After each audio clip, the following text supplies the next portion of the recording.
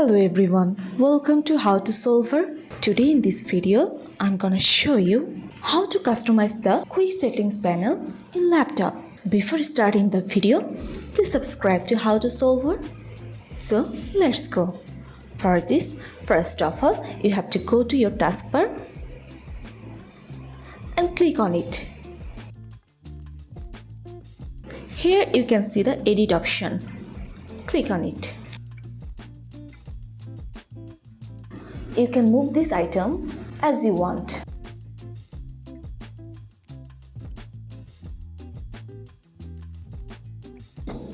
Or if you want to add anything else, then click on Add. Here you can see the options. I want to add night light. And click on Done. So this is how you can customize the quick setting panel in laptop. So guys, that's it. You can do this. I think this video is very helpful to you. If it was, then give a thumbs up and hit the subscribe button. And thanks for watching.